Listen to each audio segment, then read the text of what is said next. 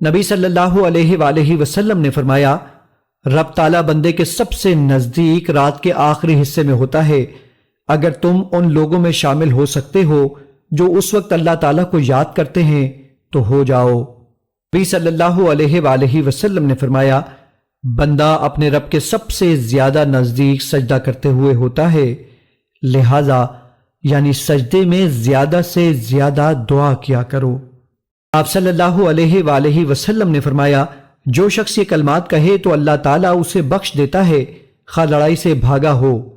وہ کلمات یہ ہیں: استغفر اللہ الذی لا الہ الا هو الحی القیوم واتوب الیہ۔ میں اللہ سے معافی مانگتا ہوں، اور وہ اللہ جس کے سوا کوئی معبود نہیں، زندہ ہے، کائنات کا نگران ہے، اور میں